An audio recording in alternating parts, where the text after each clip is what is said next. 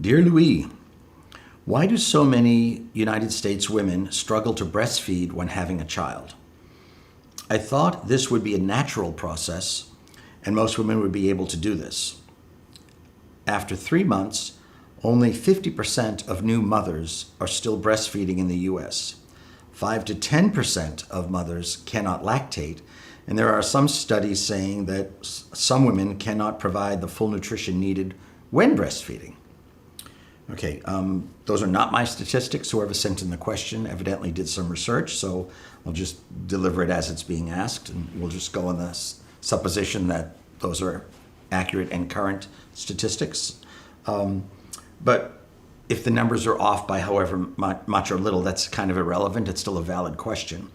And I don't know that this is exclusively a United States problem. So that part of the question, I would throw a little bit of loose quotes around. If it exists here, it exists elsewhere, just possibly to more or lesser degree. So rather than saying U.S. women, I'd like to rephrase the question: why do some women struggle to breastfeed when having a child, or so many, as you asked it? Okay. So according to the statistics you read, this person sending in the question, in the U.S. anyway, after 3 months, only 50% of new mothers are still breastfeeding. Okay, there are a couple of reasons for some of these problems. I'm not going to repeat them all. I already did once or twice. So I know, and everything I'm going to say is relative because times are changing and they're changing so fast. As we're moving deeper and deeper into this age of enlightenment, a lot of the old ways and old kind of, if you'll pardon the expression, Cro-Magnon consciousness in old world medicine is changing so rapidly that things that even when I was a child, which is not so recent, but things have changed. But even true though, even at my age, in my lifetime, that's still pretty fast for the revolutionizing of medicine and other fields, technology. I mean, just you look year after year, decade after decade, the planet's unrecognizable.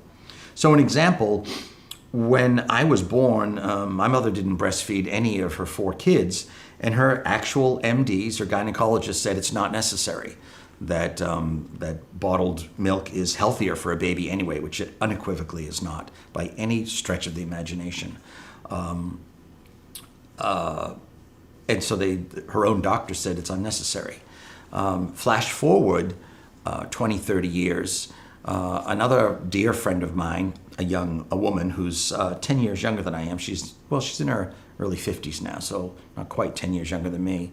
But that's still, we're flashing forward 3 or 4 decades since an MD told my mom that, and her doctor only, see if she's 55 now, the kids are 18 to 20, so 35, so let's say 20 years ago, her doctors said, you only really need to breastfeed for a couple of weeks, 4 to 6 weeks, and that's plenty. They don't really need more than that, which is unequivocally false. So part of the problem here is the indoctrination, the ignorant and completely inaccurate indoctrination that the medical world has imposed on women. Now, that particular one perhaps is worse in the US than other countries, because there are some countries that have been all along very, very committed to breastfeeding. And if you keep scaling back to less and less quote-unquote civilized, which is kind of ironic, all the way back to Aborigines, they don't know anything but that. And you scale back even more from Aborigines, you go to animals, and they don't know anything but to mammals. That's all they know to do is deliver a baby and hand it the nipple. And then you have the false indoctrination of when to stop, which still proliferates to this day. I mean, I have to illuminate people all the time on this subject. And depending on whose doctor a woman has, they all get different answers. Is it 3 weeks? Is it 4 weeks? Is it 6 weeks, 8 weeks, 3 months, 1 year, 12 months? Most doctors tell them more than after a year, year and a half, max. Absolutely not. Just pull that nipple out of the baby's mouth and cut off the supply. And that's also unequivocally false. So when they come to me and they ask, they say, well, how long should you breastfeed? And I said, it's very easy. Till the baby stops drinking off the nipple. It's a no-brainer. And that varies from child to child. So there is no black and white rule. Even in my own family with my kids, I mean, one went about 14, 15 months. The other one went almost 4 or 5 years. Another one went 3.5 years. Usually, most children will naturally wean themselves between 1.5 years and 3 years. Oftentimes, if a child's going beyond 3, there are usually emotional issues involved, and usually, almost always, with the mother. It happens quite often when the mother's having her last child, because there's an attachment and this deep heartbreak, like this is the last go around, and that feeling that I think most mothers, I mean, I'm talking like someone who breastfed, but most mothers say, oh my God, as much as I've loved it, and I know this is my last hurrah, and they develop an attachment, and without even speaking it to the child, that there's a hold on it because they don't want to let go, even though they do want to let go because they've had enough. On a deep emotional level, they don't want to let go, and sometimes that last child will go 3 years, 4 years.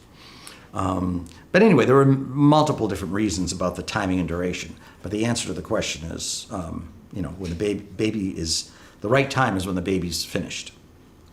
But again, if you're going past 3 years, you want to start looking at some emotional issues, attachments and agendas and wounds and things like that.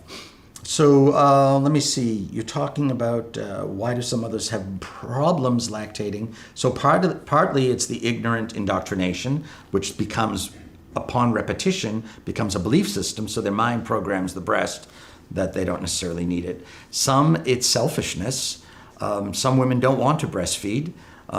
They could just be selfish empirically, but also they could develop that belief and that opinion based on receiving this erroneous medical information. Ergo, they don't want to breastfeed, and ergo, the form follows thought.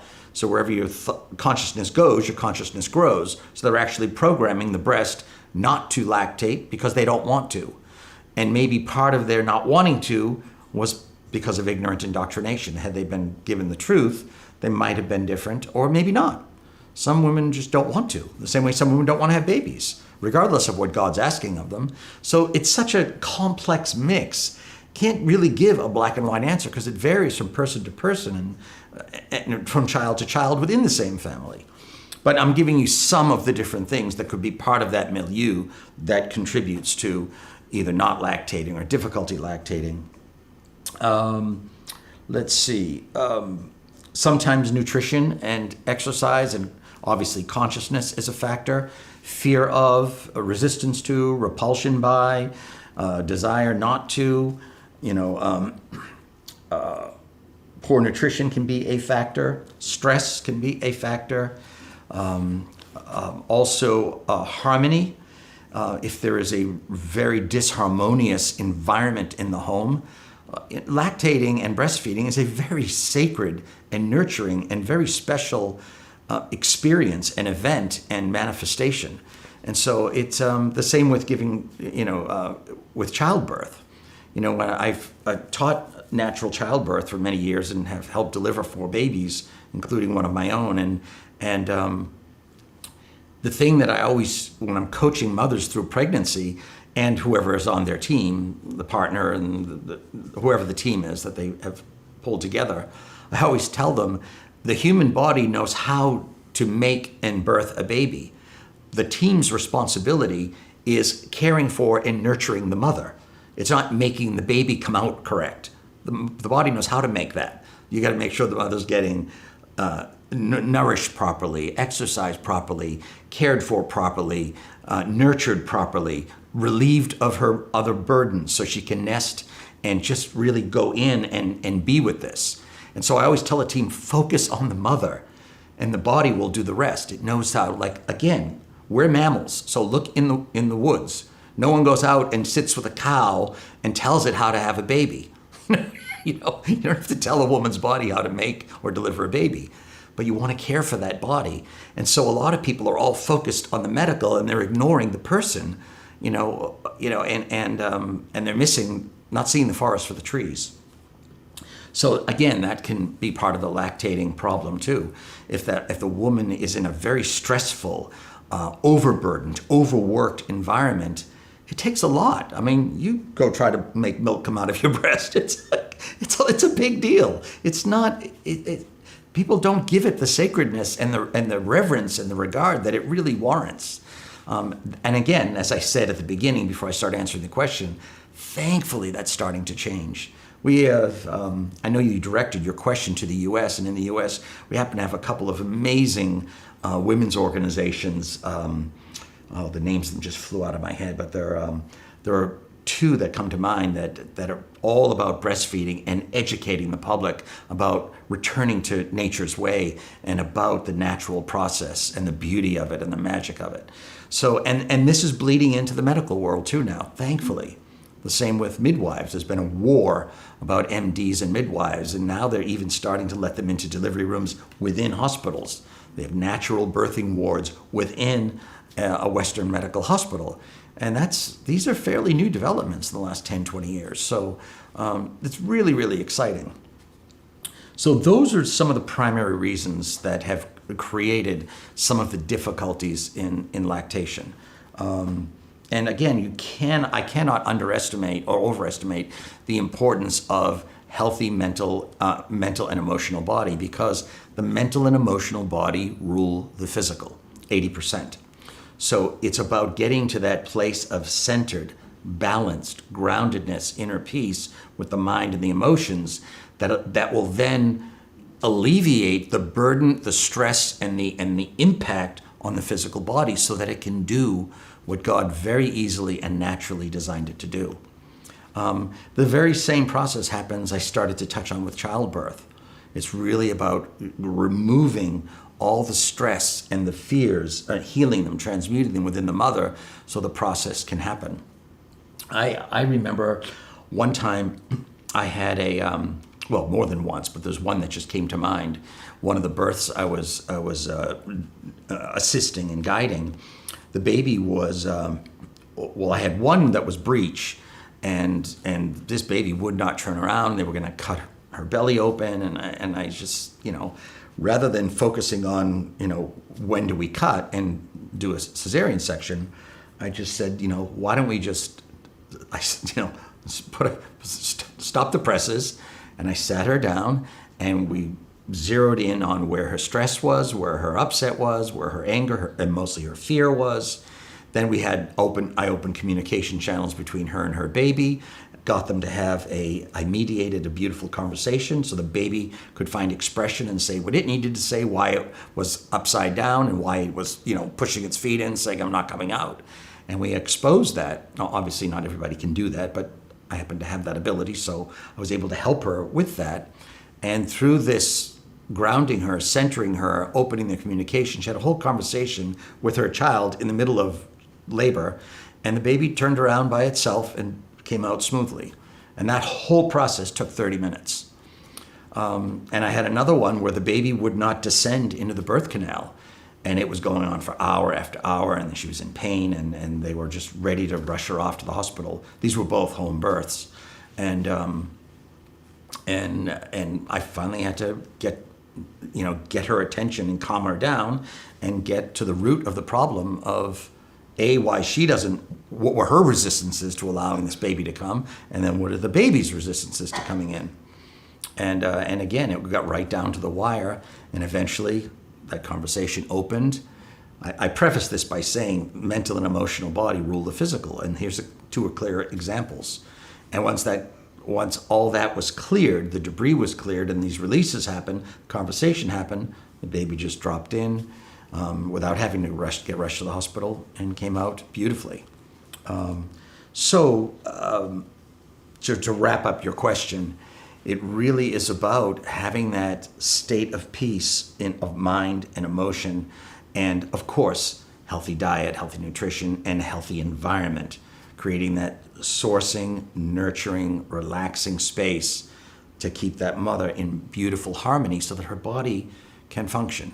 Now, granted, even with all that notwithstanding, could there be biological and medical problems? Yes, of course. They are not the lion's share of the cases, though.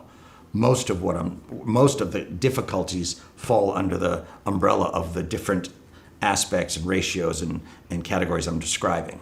There are some that are simply medical problems that have to be addressed in other ways. So thank you for that question. I'm very, very grateful, and I hope that's been helpful.